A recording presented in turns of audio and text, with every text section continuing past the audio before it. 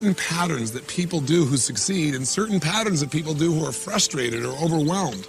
And I want to share with you what those patterns are, because this is not about just giving you some little time planner, because that's not going to change your life, nor will a piece of software. What will change your life is learning how to control and direct your own mind and emotions, and doing it in a way that really gives you what you want versus what maybe your environment may be demanding from you right now. I hope that sounds like a journey that's enticing to you, because if it is, I think that the skills you're going to get here will give you a lot more than what you expected when you signed up for this course. Now, by the way, you signed up for a program here called More Time, and yet you know there isn't any more. So why would you sign up for a course like that? Well, probably because inside of you, you know that there's more time for what matters for you if you restructured your life a little bit. You may not know how to do that, but a part of you knows that that's really possible, or you wouldn't even take in a program like this. In fact, I got a really important question for you, and that is, what is time? I mean, think about it. What is it? What would you say if somebody said, what is time? Well, people have all kinds of interesting answers to that. It's a calendar. It's a measure of activity, some people say. But I would say to you that time is nothing but emotion. Time is a feeling, and we forget that, and that's why we get stressed. Because we don't think about our feelings. We create to-do lists, and we focus on activities, and very often we get all of our to-do lists done. We cross off all the activities, but we're still not fulfilled. And many times we've got a bunch of movement, but we really don't have any achievement, much less these good feelings that we're pursuing. I mean, think about it. Time, you've had experiences in your life where time flew, right? Where hours may have felt like minutes, especially if you're with somebody you love or you're doing something that really juiced you as a person, something you're really passionate about. So you and I got to get clear that if we're going to have more time, what we really have to have is more of the emotions we deserve, that we're going to have to learn how to direct and shape our own lives in a new way. And by the way, the promise that's been given to us throughout the years was that technology was going to give us more time, right? How's that work for you so far? I don't know about you, but I found that as my life became somewhat more successful, it actually became much more stressful. And with technology, instead of that freeing me, on some ways, and it's my own fault, that technology almost became the master of my life. I found myself limiting and living a life that felt limited by all these reactions I was having. And what I mean by that is work no longer was something I did at the office. Work was something that followed me on my belt with my beeper. It showed up in emails wherever I was in the world, and it showed up on my cellular telephone. And I was constantly reacting and then wondering why, gosh, I have all this activity and I have no time, and gosh, I'm not really feeling very happy even though I'm doing some good things. The reason is because there is one thing, and it's not technology, that'll change your life. And you know what's great about this one thing is it's one of the most powerful forces in your life. And the good news is this force, this power is something you've been using your whole life. And that is the power of focus. Just by changing what we focus on, we change literally what we feel. What you focus on to a great extent determines whether you're succeeding or whether you're failing in your business, in your career, with your children, in your intimate relationships as well.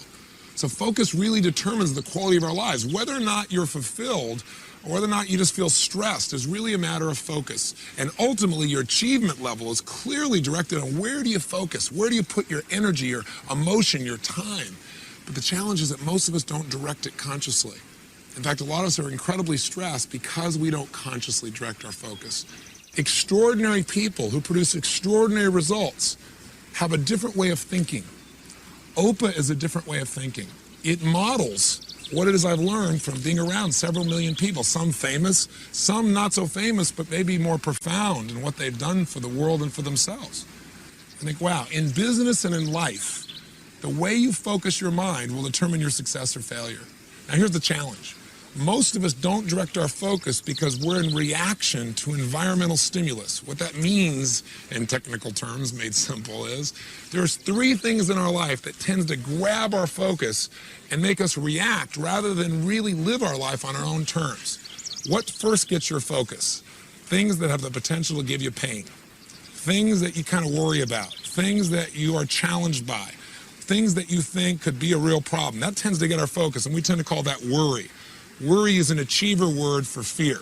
We're fearful that something bad's going to happen, so we put a lot of attention into it. And sometimes it's at the expense of things that are much more important, like our family or our health. Sometimes we worry about things that will never happen. And I think that what happens for most of us is fear gets our focus. And it's natural. It's our survival instinct to avoid pain. But we've got to break out of it if we want an extraordinary quality of life and think differently. And I'm going to show you some ways that you can do that for yourself. The second thing that tends to get our focus is things that can give us pleasure, especially immediate pleasure. Why? Well, think about it. We're stressed a lot of the time. We want to get out of that stress, so we look for something to make ourselves feel good, because that'll happen real quick. And very often we pick things that make us feel good for the moment, but don't really make our life better long term. Very often what you'll do to feel good is go clean off your desk, right? I used to do this all the time. I got all these projects to do. I don't know where to start. I'm overwhelmed. Oh, my desk is messed up. Let me just arrange everything here. Because you know what? I can complete all that and feel really good about myself. Because truthfully, self-esteem, and I hate that term because it's so overused, but a person's sense of identity, our sense of certainty about our lives, our sense of worth, is tied directly to our feeling that we control events, not events control us. When we feel like events are controlling us, our self-esteem drops, our level of stress increases. So what a lot of us do is try and get control of it by doing little things or by doing something we're really good at. You know, let's say you spend a lot of time in your work and you don't spend much time with your kids because at work you feel like you're in control. And gosh, kids are a challenging thing. They're so different, they're so unique. You think you get all handled and they surprise you with something new, right? So very often we try to focus on those things we feel good about. Sometimes it's the expense of the overall value of our life, and again, we're reacting still. The third area that tends to get our focus, if we don't put the stakes in the ground up front and say, here's what I'm gonna focus on, here's what I want for my life, is sure enough, we tend to get caught up in other people's demands. And then our life becomes about responding to other people's urgencies and reacting. You might say, but Tony, you know, my supervisor is gonna do that, or my boss is gonna do that. Yes, but I think you're going to find when you learn this OPUS system, you're going to be able to get your boss to get results they never had before. You're going to be able to do more for them than they've ever seen before. And you'll be able to literally help them to manage you and themselves more effectively if you have a supervisor. If you're in charge, quote unquote, then I think you're going to find that there's going to be a great deal of fulfillment and you won't be responding to everybody's demands there either. Does that sound like it might be useful?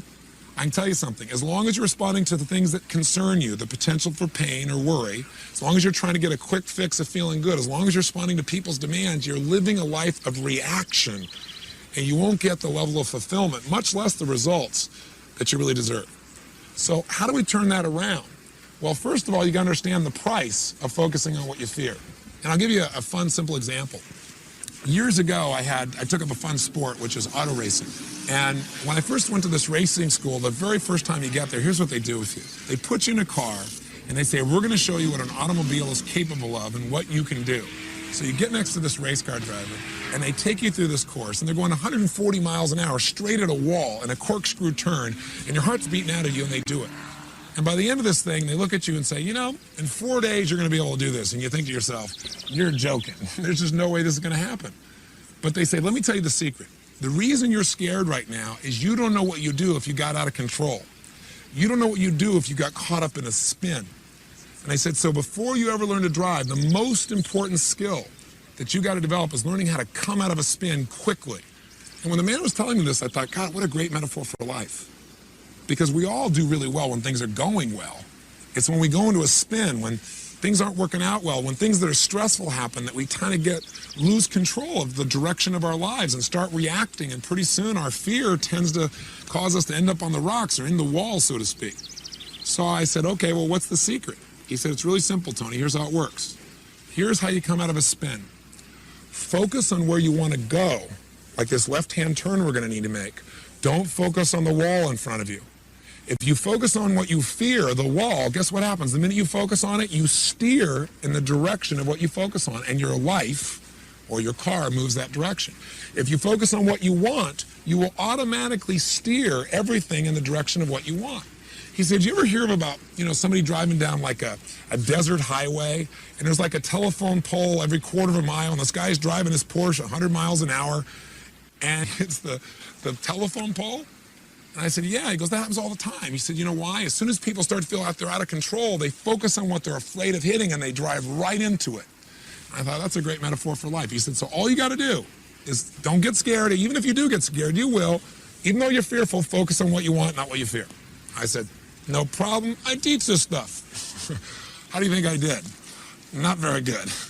Because what happened was he was smart. He got me driving for a while, and I was concentrating, and I was waiting. I knew any moment he's going to do this. But see, life doesn't give things to you. It doesn't give you challenges when you're ready for them. It's like just when everything's going great, that's when life comes by and gives you a little test. That's like when our Creator says it's time for you to grow and you're not ready for it, so you're going to grow the most right now. And so sure enough, I'm driving for 10 or 15 minutes. I'm waiting for us to push the button. After a while, I kind of just get caught up in the rhythm stuff, you know, kind of like getting caught up in your life. And all of a sudden he pushes the button. We start spinning out of control. What do you think the first place my brain goes? Wham, right at the wall. I'm driving right into it. He is smart though. He wants to save our lives. He grabs my head and forces me to look in the direction we need to turn. And I'm fighting him because I want to see myself die. Right? Fortunately, keeps holding my head. Now, as I turn and focus on where I want to go, without realizing, what do I instantly do? I turn in the direction of what I want. Now, I got a question for you though. Do you think the minute you turn and you do the right thing, because now I'm doing the right thing, I'm turning the right direction, do you immediately get rewarded for that? See, we have a thing called momentum that's still going on. We're in what we call lag time right now, where we're doing the right things, but we're not getting the reward because of the old momentum. It's kind of like you ate like heck for 30 years and now you've eaten well for 2 days and you go, gosh, I'm not getting the result yet. Keep focusing, keep eating the right way, and it'll turn. But you got to keep the faith. You can't look back at the wall because that's what you want to do. You want to look back and go, it's not working. I want to see the failure. I want to see the crash. Fortunately, he keeps holding my head. And what happens? Sure enough, we turn. And a few seconds later, the wheels catch and we turn and we miss the wall by about 2 or 3 feet. My heart is beating out of me. He goes, did you learn? I said, I learned. Did I learn? No. It took 3 or 4 more times of doing this, of him forcing my head before I finally got it down. I got a very important question for you though. If you focus on where you want to go, are you guaranteed not to have problems? Guaranteed not to hit the wall? The answer is no. You could still hit the wall. But let me ask you an alternative question. If you focus on what you fear, if you focus on the problem, if you focus on the challenge ahead of you, and you drive yourself into that, are you going to crash? The answer is 100% yes. So there's no guarantee in life, but if we focus on what we want, our outcome, which is what OPA stands for, the first O in OPA is outcome. What do I really want? If we focus on that, our chances increase geometrically. If we focus on our fear, we got a real problem. So the obvious question becomes, okay, well then how do I control my focus, Tony? Do I just think positive? Well, let me give you a clue. I don't believe in positive thinking. I don't believe you should go to your garden and say, there's no weeds, there's no weeds, there's no weeds, and do a bunch of affirmations. I got news for you. The weeds will take your garden. I believe in something really simple. I believe in seeing life as it really is, but not worse than it is. See, most people say, well, I'm just a skeptical person. I'm just a pessimistic person. What they're really saying is I'm fearful. I don't want to get my hopes up. I don't want to be disappointed again. But I'm here to tell you in life, you got to see it as it is and not worse than it is. You can't try and protect yourself, or you protect yourself from success. You protect yourself from joy. You got to get your hopes up to make life work. So see it as it is, but not worse than it is. Second, you have to see it better than it is. Otherwise, there's no drive to make things better. You got to get a vision for what you want. What's the outcome? What's the vision for your life? Otherwise, you'll get caught up in the to-dos of daily living, and you'll say, gosh, you know, I don't know what it is, but I feel like my life's about making a living instead of really experiencing life. So if you get a view of what your outcome is, of what you really want, wow, the game changes for you. And then once you know how it is and then you have a vision for how you want it to be, then the obvious third step to succeeding is you got to make it the way you want it. And what we're going to show you with OPA planning is how to do that. Now, from a practical perspective, how do you actually change your focus in a second? Well, the way you and I do it is by asking questions. You see, when we say we're thinking, what we're really doing is asking and answering questions in our mind on a consistent basis. That's all thinking is. Thinking is the process of asking and answering questions. And if you ask a lousy question, what are you going to get?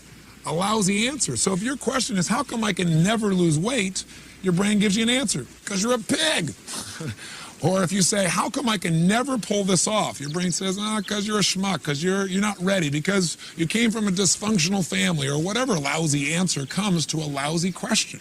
What would be a better question around this idea of losing weight? Well, you could say, well, instead of how come I can't lose weight, you could say, how could I lose weight? Challenge that question is a little better, but you'll probably say, I'd go on a diet. And diets are painful, so you probably don't want to do that. What would be a better question? How about, how could I lose weight and really enjoy the process? That's a different outcome, a different result than just losing weight. It's losing it and enjoying it.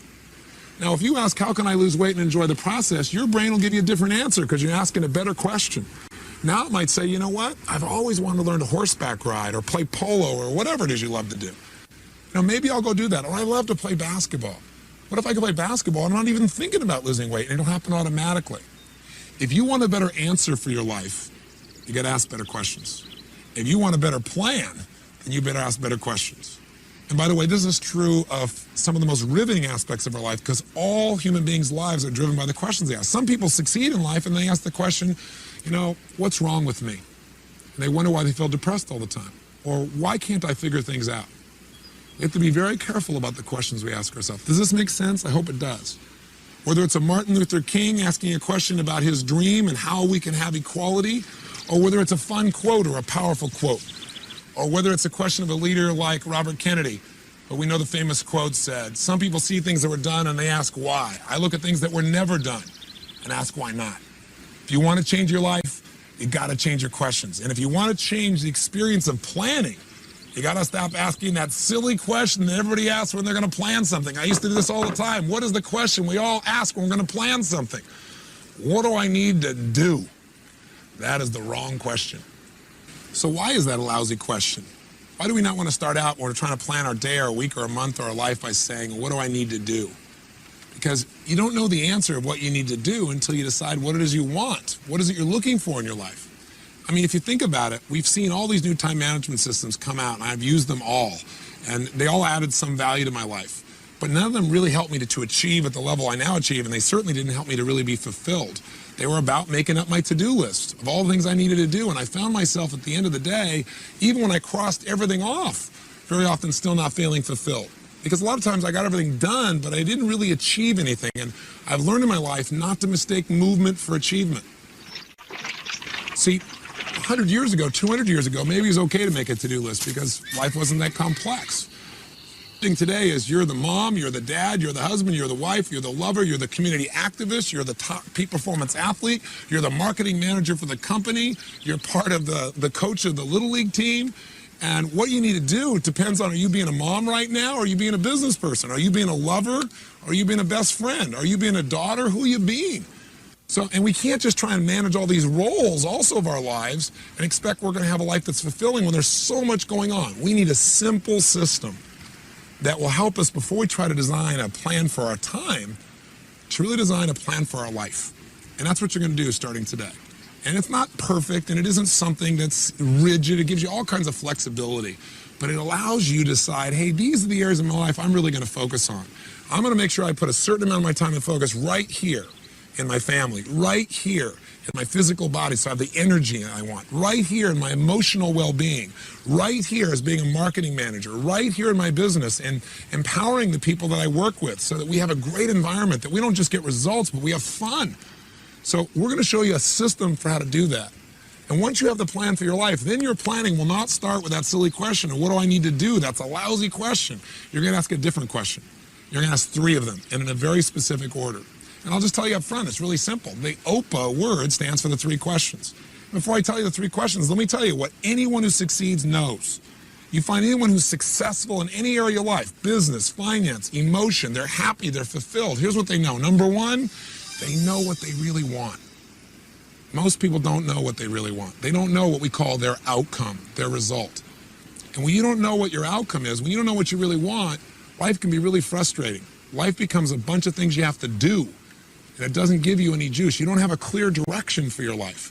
And without a clear direction, very often you end up on the rocks of life. You just don't have the guidance. You don't have that sense of that my life has some kind of meaning. The second thing that people succeed know is not only what they want, but why they want it. Because the reasons are what drive us as human beings. That sense of purpose, that's where the emotion is. That's where the juice is. Not just getting a target, but knowing why we want that target. That's what will get you to have the energy to actually follow through. And then the third question they know is, what do I need to do to make that happen? And people that know what they really want and know why they want it can usually figure out how to make it happen because they got enough drive and enough clarity about what they want. So OPA stands for those 3 questions in a very specific way. Let me tell you what OPA gives you. Freedom. Because what happens in life is most of us think our to-do list has to get done. Many times you don't have to do your whole to-do list. Most of us know that 20% of what you do gives you 80% of your results in life, doesn't it? And so what we're going to show you how to do is to have more flexibility, have a lot more choices, and get more results with more fulfillment by taking you through these 3 questions. And I want to point something out. OPA is not a time planner.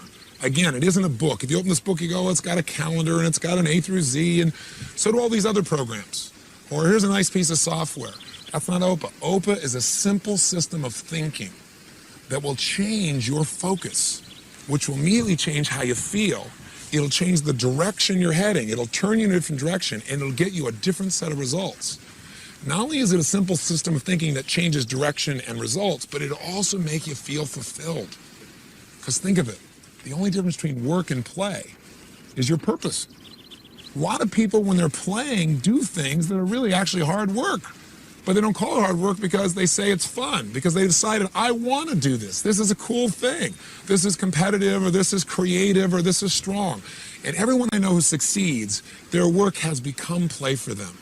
They have really found a way to enjoy what they do because they found an empowering purpose. Activity without purpose is the drain to your life. It's a drain to fulfillment. It's a drain to achievement. So we're going to get these little simple questions, and we're going to show you how to use them in a practical way. This book will guide you to get greater results and greater fulfillment. That's the whole process of what OPA is really about. Part of what OPA is going to do is you're going to put the stakes in the ground and say, these are the most important things in my life, and I'm going to focus on them daily. And you're going to start noticing things that will bring you closer to what it is you really want. If you focus on a to-do list, guess what you get? More to-do lists, more lack of fulfillment, more things to have to do. I don't want your life to be about being a human doing. I want it to be about a human being where you experience what you really deserve and what you really want. This is a chance to really get fulfilled, to change the emotions. I mean, would you like to feel more joy on a daily basis, more passion, more excitement, a greater sense of confidence and certainty? That comes from knowing that you're in control of the events, not the events are in control of you. I want you to have a system that is your system, your life management system. That's what OPA really is.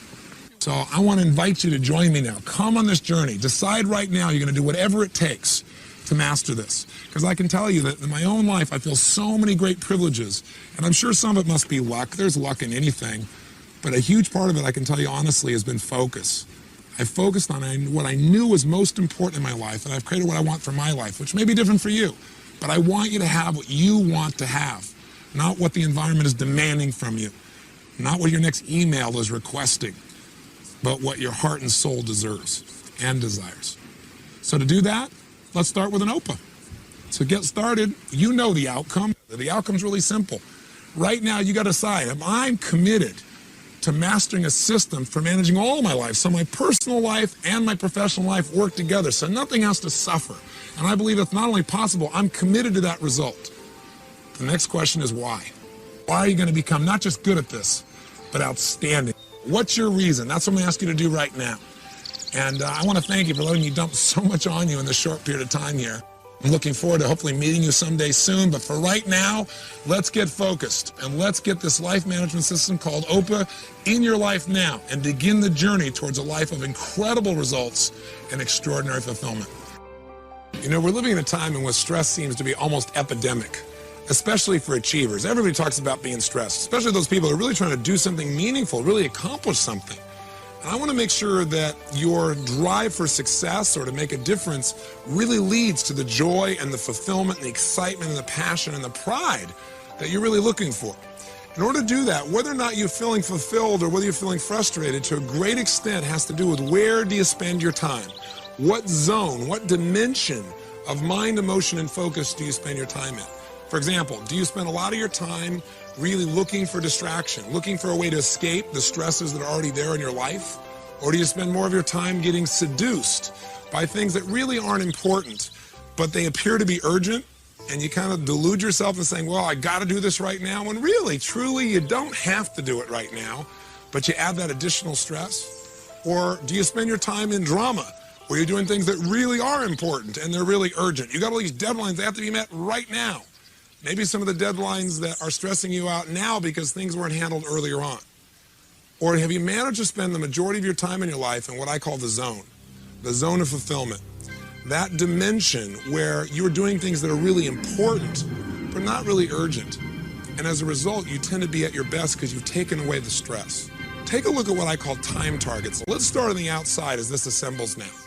The outside circle here is really where most people spend their time. It's in escape. In fact, it's doing things that are not urgent and they're not important. I call this the dimension of distraction.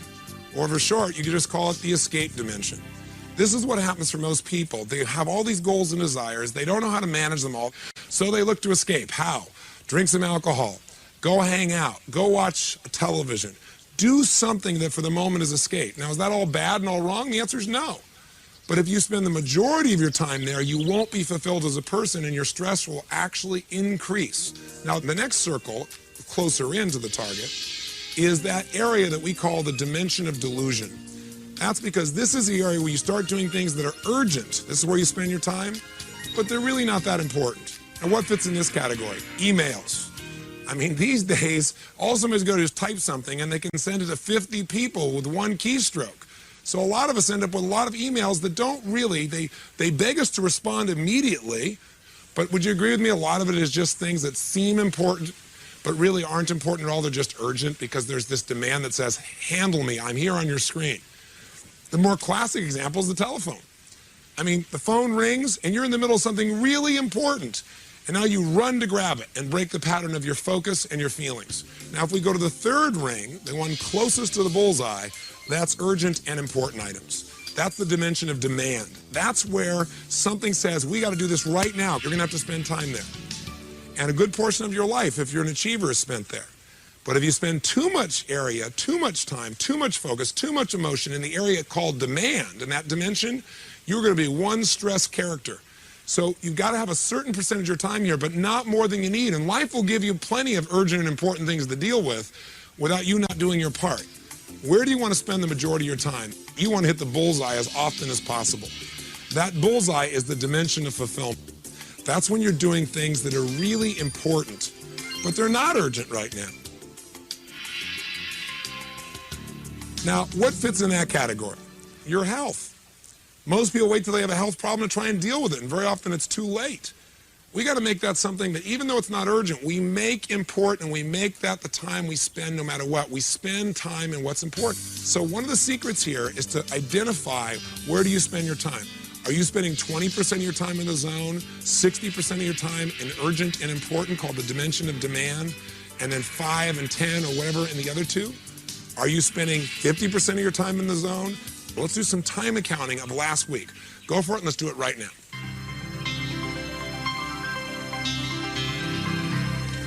So what did you discover? Where are you spending your time? The optimum time, the goal, is to spend close to 50% of your time doing things that are important but not urgent, at least 40% of the time. If you're in that 10 or 20%, I know you're going to be stressed and you're not going to be as effective as you could possibly be.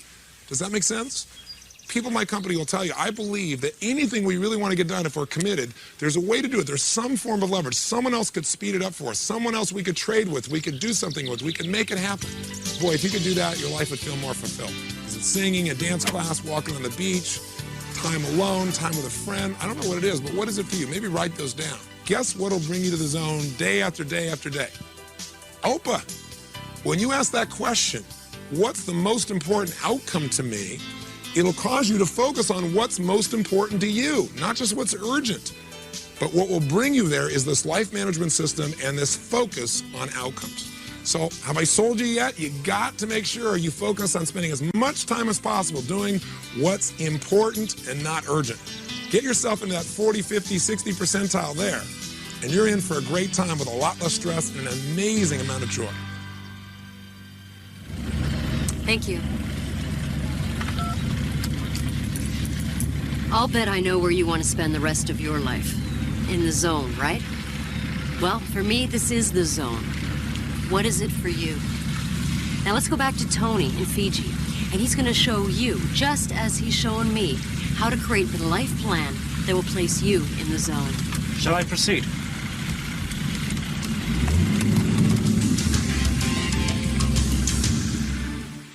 Now we're going to talk about categories of improvement. What we're really talking about is creating a life plan for you now. If you don't have a plan, you fall onto somebody else's plan. It's the old thing of, if you fail to plan, you plan to fail. It's an old overused phrase, but it's really true. Without a plan, your focus goes to what you fear, something that could give you pain, or it goes to something that gave you pleasure for the moment so you can get out of the stress, or it goes to something that someone's demanding for you. We want you right now to begin to create a life plan. In order to have a life plan, you got to have something you can manage. Think of this as a life management system.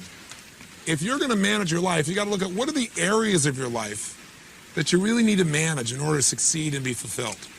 We call these areas, obviously, areas of management. There's only two primary areas of your life you really have to manage. Area one is obviously your personal life. And we're going to take a look at what are the areas that you need to focus on a regular basis in your personal life in order for you to not only be fulfilled, but have a life that really works. In your professional life, there are a lot of different things you got to look at.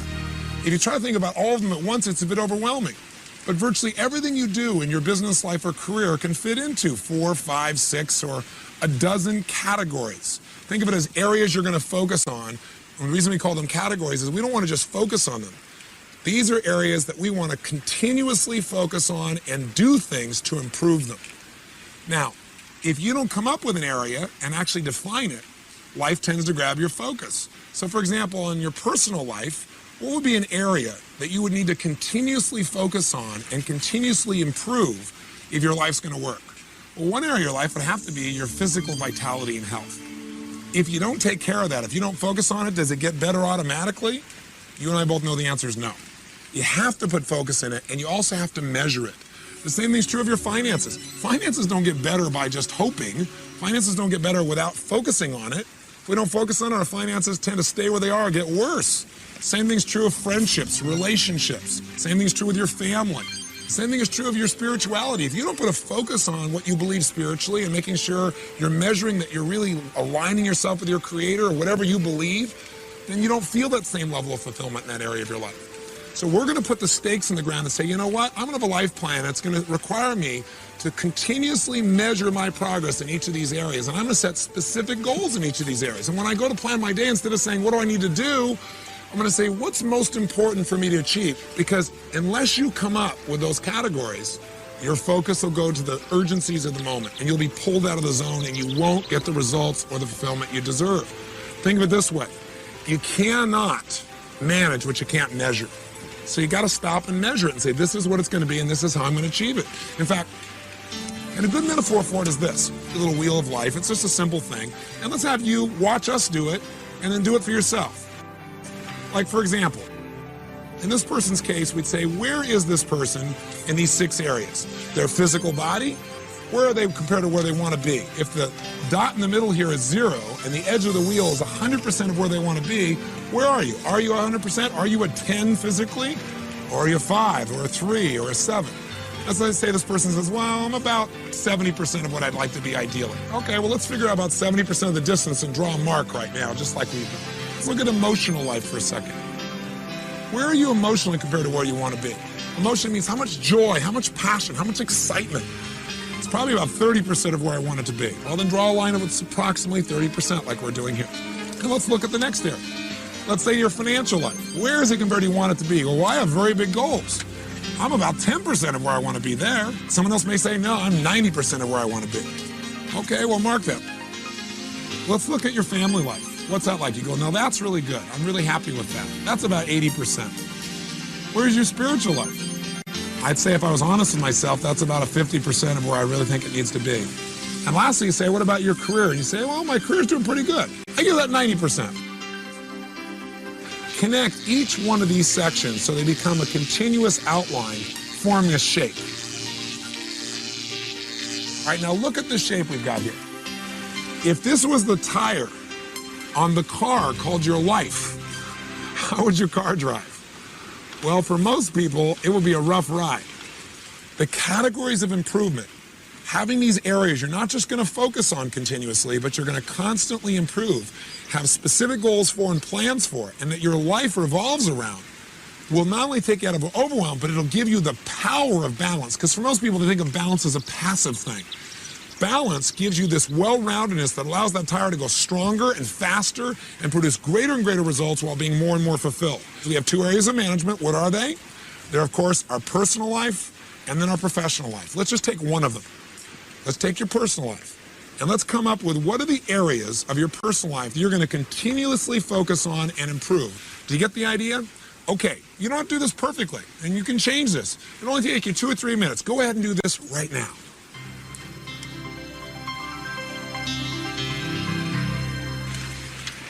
Now, that was pretty easy, wasn't it?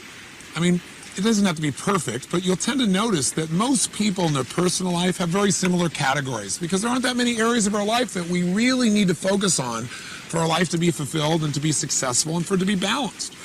Our professional lives tend to vary a little bit more because it depends on your profession. So now we're going to make that set of categories. You know, making sure I constantly improve my skills as a manager or as a salesperson or a marketer or as an accountant or as a lawyer or as a doctor. This is an area I got to constantly improve to be happy, to be fulfilled, to be successful. That's an area I got to constantly focus on. I can't just improve it once in a while. I've got to think about it and measure my improvement so I continue to have a competitive advantage and so that I feel good about my life. We want to keep that tire of your life round and strong so like a snowball, it not only moves smoothly and rapidly, but it gets bigger and bigger. So let's decide what you're going to focus on in your professional life, what you're going to constantly improve. So this part of your life is as fulfilling as your personal life as well. So let's get started. Why don't you go ahead and start right now.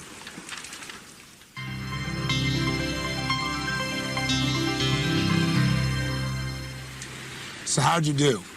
I'm sure not perfectly. I know I was far from perfect making my first list of professional categories, but you can make it better. You're getting a start here. Roles are the places, the way you think about yourself, I guess I should say, as you're working in this area. So for example, if you go, I got to work on my finances, it's different than you say, you know, I need to work on being my financial genius today. Because when you're feeling a financial genius, it makes you smile. It puts you in a different place. In these areas of your life, these categories of improvement, let's juice them up. Let's say, the area of your physical body, maybe we'll put a word or two there like world-class fitness, and then we want to create 2 or 3 roles, or maybe more.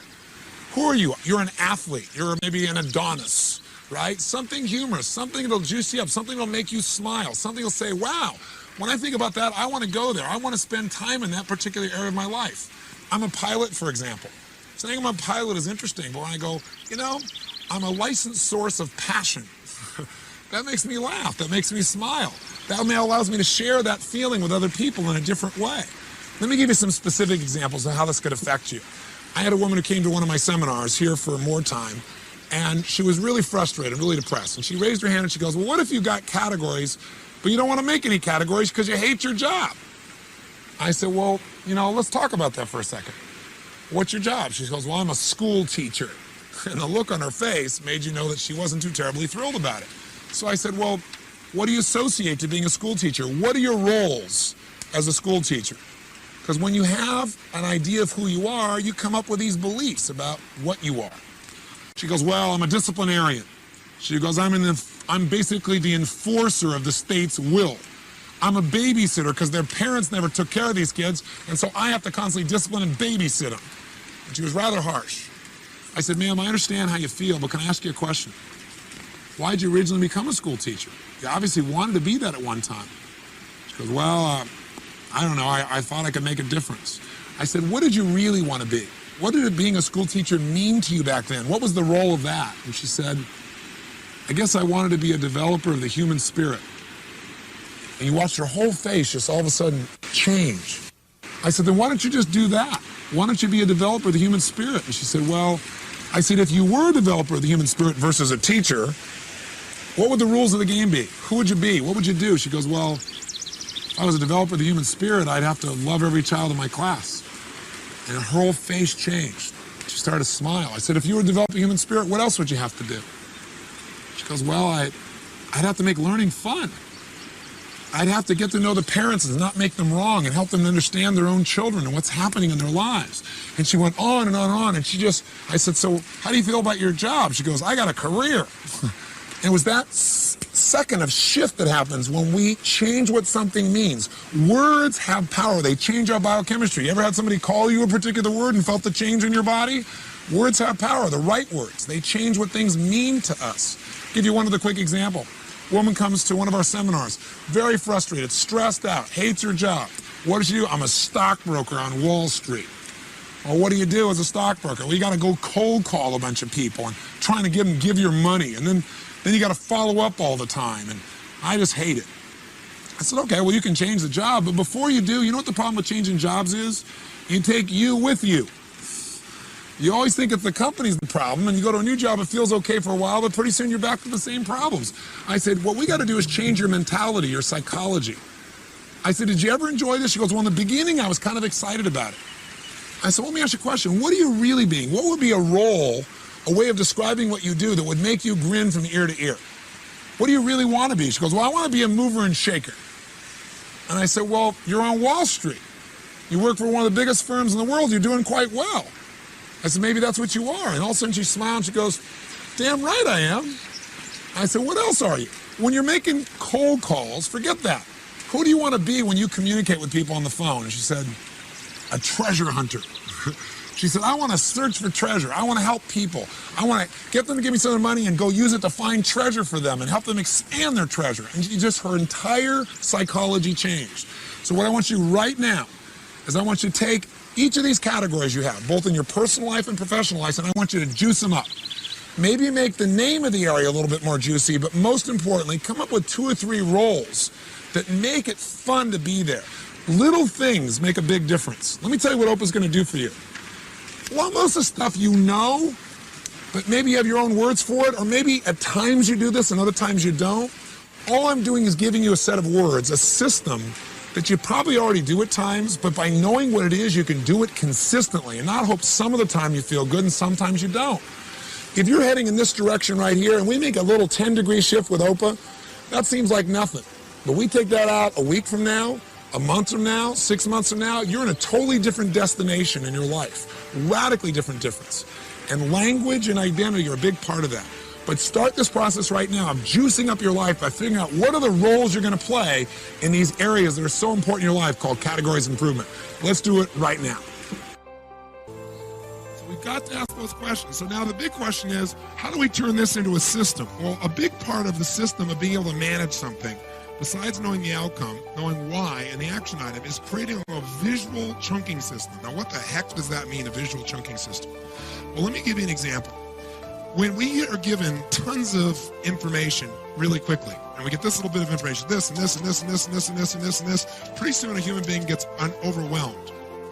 But if we find a way to connect various things through a period of time, we can find a shape, and pretty soon all of these items might become 3 things. I'm going to get the idea of what I mean by this.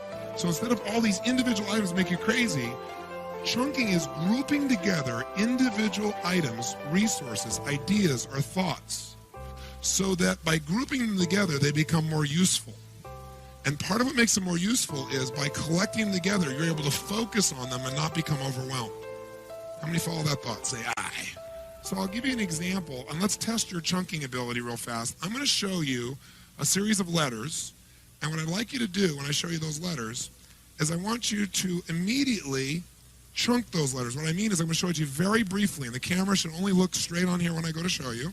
And I want you to write them down, what you remember. I'm going to give you a very brief time to look at it. Okay, you look it up on the screen will probably be the easiest way. Here we go. Okay, write it down.